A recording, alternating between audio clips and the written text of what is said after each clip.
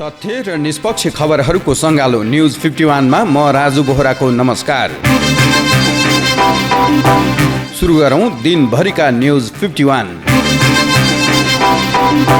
Nepal communist पार्टीका महासचिव नेत्र विक्रम चन्द विप्लवले जनता समाजवादी party Jaspa नेपालका अध्यक्ष महन्त ठाकुरसँग आज गरे भेटवार्ता। विगत 1.5 साता यता विप्लवले आफ्नो राजनीतिक भेटघाटलाई निरन्तरता दिइरहेको विप्लवको सक्रियता भेटघाटलाई निकै महत्त्वका साथ लिएको छ।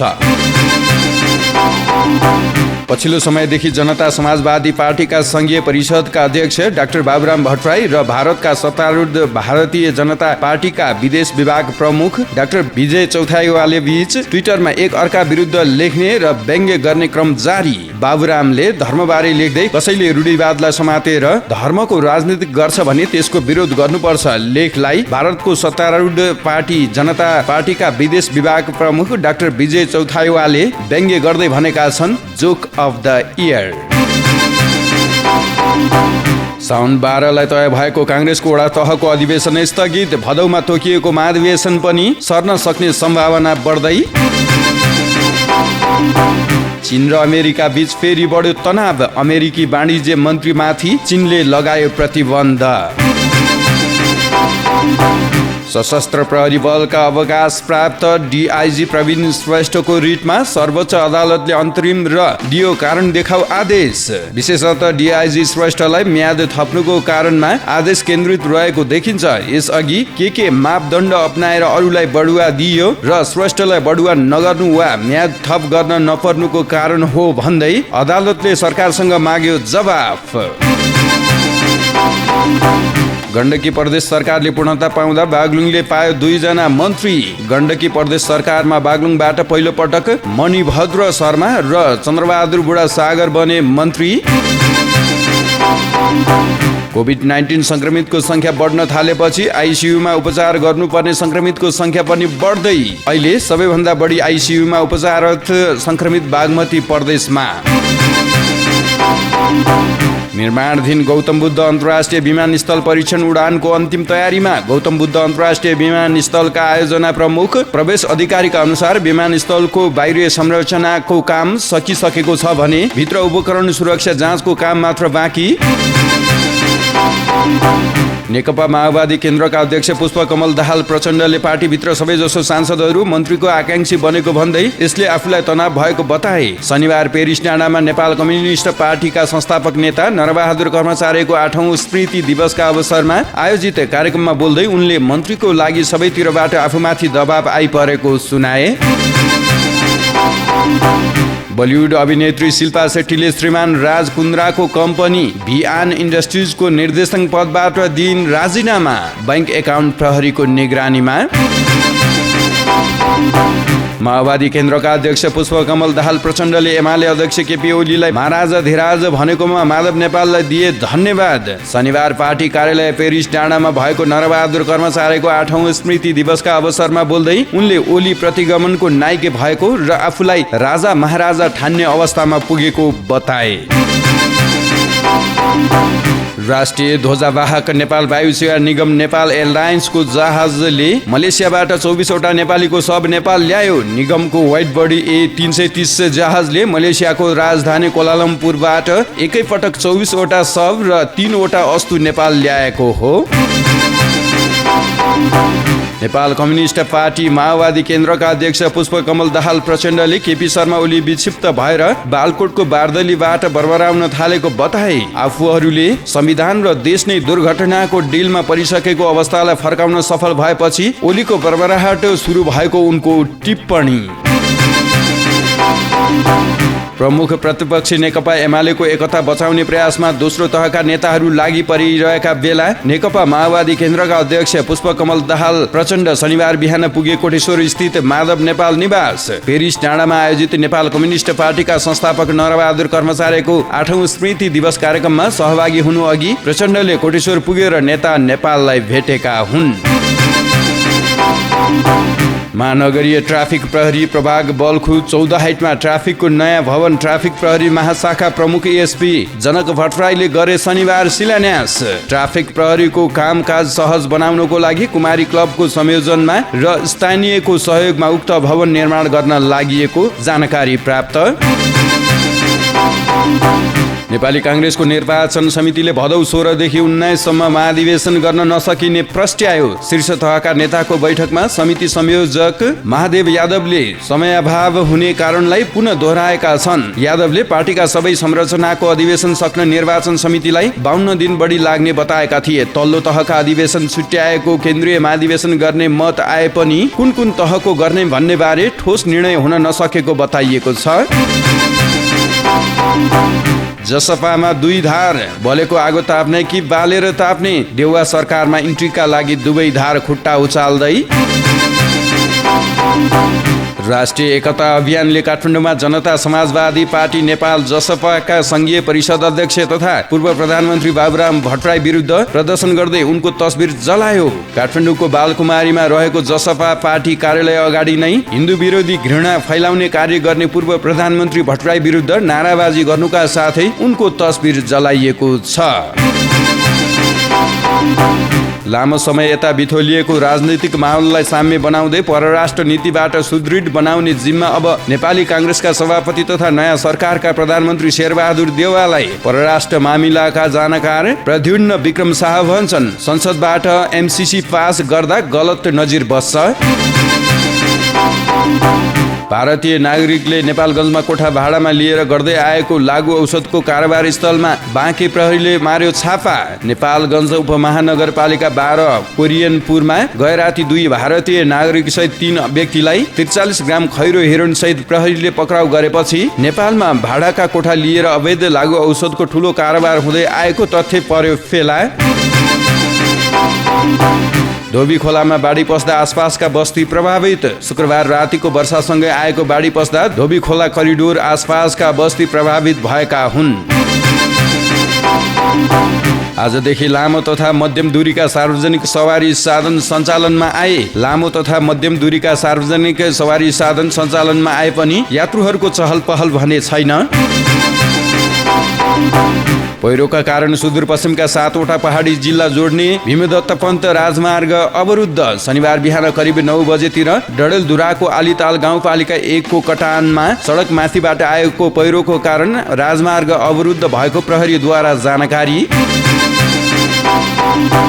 नेकपा माओवादी केन्द्रका अध्यक्ष पुष्पकमल दाहाल प्रचण्डले कुनै पनि मन्त्रीलाई लापरवाही गर्न छुट नभएको बताए। प्रचण्डले सरकारलाई राम्रो काम गर्ने चुनौती रहेको भन्दै लापरवाही नगर्न दिए निर्देशन। कोरोना महामारीले चितवनमा घटे आधा पर्यटक। कोरोना संक्रमण बढेसँगै लगाइएको निषेधाज्ञाले यहाँ आउने पर्यटक आधा घटेको पर्यटन व्यवसायद्वारा जानकारी। नेकपा एमालेका नेता योगेश भट्टराईले अध्यक्ष केपी शर्मा ओली पक्ष र माधव नेपाल समूहले युथ फोर्स र अखिल फोर्स गठन गरेको प्रति जनाए आपत्ति। पार्टीमा रहेको अनेरा सोभ्यू र युवा संघलाई ओझेलमा राखेर समूह मार्फत अन्य संगठन तयार गरिएको भन्दै नेता भट्टराईले त्यसको औचित्यमाथि गरे प्रश्न।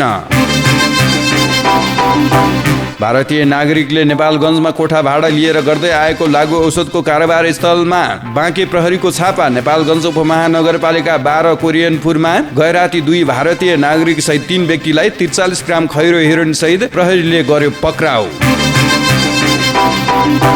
मैतीदेवी वकिल समूहले नवनियुक्त महान्यायाधिवक्ता खमबहादुर खातीलाई गर्यो सम्मान। मैतीदेवी र त्यस वरपरका वकिलहरू भेला हुने थलो मैतीदेवी मन्दिर नजिकको खुल्ला क्षेत्रमा एक कार्यक्रम गरी महान्यायाधिवक्ता खातीलाई विशेष सम्मान गरिएको हो।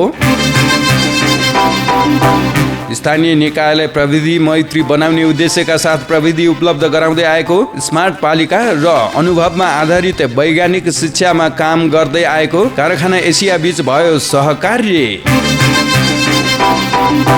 अविरल वर्षापछि आएको बाढीका कारण बागलुङको मस्ता गाउँपालिका 5 द्वारीमा रहेको द्वारीघाट लघु जलविद्युत भवन बगायो।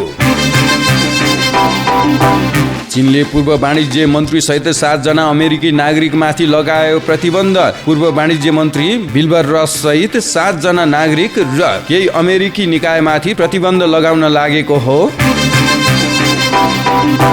निरन्तरको वर्षाका कारण भारतका विभिन्न राज्यमा क्षति। हालसम्म भारतको महाराष्ट्रमा 136 जनाको मृत्यु भएको छ भने 200 भन्दा धेरै गाउँ विस्थापित। जनता समाजवादी पार्टीको उपेन्द्र यादव पक्षको केन्द्रीय कार्यकारिणी समिति बैठक शनिबार पार्टी कार्यालय बालकुमारीमा सम्पन्न। बैठकले संसदीय दलको विधान अनुमोदन, संसदीय दलको निर्वाचन गराउन निर्वाचन समिति गठन लगायतका विषयमा छलफल। नेकपा माओवादी केन्द्रका अध्यक्ष पुष्पकमल दाहाल प्रचण्डले पार्टीभित्रबाट मन्त्री छान्न हैरानी र तनाव भएको बताए। शनिबार माओवादी मुख्यालय पेरिस डाँडामा आयोजित नरबहादुर कर्मचारीको 8औं स्मृति सभामा बोल्दै प्रचण्डले सरकार विस्तारलाई लिएर आफू चिन्ता र तनावमा रहेको भनाई। एमालेको भातृ संगठन युवा संघले आयोजना गरेको युथ फोर्स भ्याली कमान्ड घोषणा कार्यक्रमलाई सम्बोधन गर्दै नेपाल कम्युनिस्ट पार्टी एमालेका महासचिव ईश्वर पोखरेलले जनताले नरुचाउने कुनै पनि काम नगर्न दिए सुझाव। नेकपा माओवादी केन्द्रका अध्यक्ष पुष्पकमल दाहाल प्रचण्डले गठबन्धन जोगाउन मुस्किल पर्ने गरे संकेत। नेकपा एमालेका अध्यक्ष एवं पूर्व प्रधानमन्त्री केपी शर्मा ओलीको समर्थनमा राष्ट्रिय युवा संघ र युथ फोर्सले राजधानीमा शनिबार निकाल्यो र्याली। सरकार र दाताको भर परेर पुनर्निर्माणको कामले गति लिन नसक्ने देखेपछि सिन्धुपाल्चोकका बाढी पीडित आफै पुनर्निर्माणमा जुटे। विगतमा जुरे, लिदी र जम्बुका पीडितलाई दिने भनिएको सहयोग आजको दिनसम्म पनि नपाएको तितो यथार्थता बुझेका मेलम्चीवासीले आफै पुनर्निर्माणमा लागेका हुन्। स्वास्थ्य तथा जनसङ्ख्या मन्त्रालयले कोरोना भाइरस विरुद्धको खोप कार्डको प्रमाणीकरणका लागि थप 3 अस्पताल तोक्यो। शुक्रराज ट्रपिकल तथा सरुवा रोग अस्पताल मात्रै खोप कार्ड प्रमाणीकरण हुँदै आएकोमा शनिबारदेखि पाटन अस्पताल, सशस्त्र प्रहरी बल अस्पताल बलम्बु र सिभिल अस्पतालबाट पनि खोप कार्ड प्रमाणीकरण गर्न थालिएको स्वास्थ्य सेवा विभाग परिवार कल्याण महाशाखाका निर्देशक डाक्टर तारानाथ पोखरेलद्वारा जानकारी। नेकपा एमालेका नेता महेश बस्नेतले अघिल्लो सरकारले गरेको राजनीतिक नियुक्ति खारेज गर्ने र एमाले फुटाउने अध्यादेश ल्याए देशभर आगो बाल्ने दिए चेतावनी। नेपालको उत्तरी नाका रसुवा गढीबाट विकास निर्माणमा पनि ठुलो खाले जुम क्रेन पहिलो पटक आयत। रसुवाको आमाछोदिङ्गो गाउँपालिका 1 र 2 एवं उत्तरगया गाउँपालिका 1 को हाकु गोगने मेलुङको आधार इलाकामा निर्माण चरणमा अगाडि बढेको 216 मेगावाट माथिल्लो त्रिशुली 1 जलविद्युत आयोजना मार्फत उक्त जुम क्रेन आयत। निषेधाज्ञा क्रमिक रूपमा खुकुलो भएसँगै कोरोना संक्रमण दर निरन्तर उकालो लाग्न थालेपछि स्थानीय प्रशासनले इलाममा निषेधाज्ञाको दियो निरन्तरता। 3 पटक स्वर्ण पदक जित्न सफल जापानका जिम्नास्टिक खेलाडी उचिमुरा कोही स्वदेशमै आयोजित ओलम्पिकमा पहिलो चरणबाट बाहिरिए। 2012 र 2016 मा लगातार अलराउन्डमा स्वर्ण पदक जितेका सफल कोहीले शनिबार पुरुष क्वालिफाइङ राउन्डमा होरिजेन्टल बार पार गर्न असफल भएका थिए। बझाङको मस्टा गाउँपालिका 5 द्वारीमा अविरल वर्षाका कारण आएको बाढीले लघु जलविद्युतको भवन बगायो। बाढीले द्वारीघाट जलविद्युत आयोजनाको भवन बगाएको हो। दक्षिण भारतीय फिल्म सुपरस्टार महेश बाबुले बलिउड फिल्म रामनारायण 3D मा ऋतिक रोशनसँग अभिनय गर्न अस्वीकार गरे। 1 महिना अघि रामनारायण ऋतिक रावण, दीपिका पादुकोण सीता र महेश रामको भूमिकामा देखिने बताइएको थियो। सिरियामा पछिल्लो समय बढ्दै गइरहेको हिंसाको अवस्थाप्रति संयुक्त राष्ट्र सङ्घ चिन्तित। संयुक्त राष्ट्र सङ्घका प्रवक्ताले शुक्रबार एक विज्ञप्ति प्रकाशन गरेर चिन्ता व्यक्त गरेका हुन्। नेकपा एमालेका नेता गोकर्ण विष्टले पार्टीको एकता प्रयासले सार्थकता पाउने गरे दाबी। आज बिहान नेपाली रेडियो नेटवर्कबाट प्रसारण भएको नेपाली बहस कार्यक्रममा पत्रकार ऋषि धमालासँग कुरा गर्दै नेता विष्टले आफूहरूले पार्टी एकताको लागि गम्भीर पहल गरेको सुनाए। जनता आवास कार्यक्रम अन्तर्गत विगत 1 दशकको अवधिमा सिराहा र सप्तरीका करिब 5000 दलित तथा विपन्न परिवारले पक्की भवन पाए।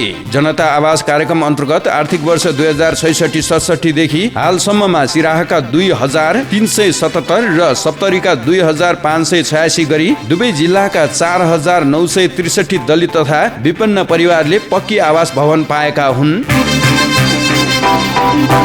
अमेरिकी डलर र भारतीय नोट सहित विराटनगरबाट प्रहरीले 2 जना भारतीय नागरिकलाई गर्यो पक्राउ। विराटनगर 17 स्थित मटेरुवा चोकबाट प्रहरीले उनीहरूलाई पक्राउ गरेको जिल्ला प्रहरी कार्यालय मोरङले जनायो।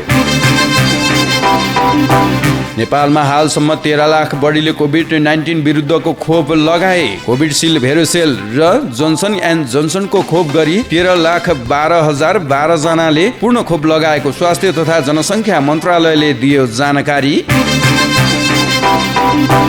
र सूर्यविनायक नगरपालिका वडा नम्बर 7 गुन्डु स्थित सूर्यविनायक जंगलमा रहेको काफलको रुखमुनि मानिसको शरीर जस्तो देखिने कंकाल फेला परेको महानगरीय प्रहरी परिसर भक्तपुरका डीएसपी दीपक गिरीले गराए जानकारी। सत्य, तथ्य र निष्पक्ष खबरहरूको सङ्गालो न्युज 51 आजलाई यति नै। भोलि पुनः दिनभरिको ताजा न्युज 51 लिएर हाजिर हुनेछौँ। अहिलेलाई म राजु बोहरा बिदा हुन्छु। नमस्कार।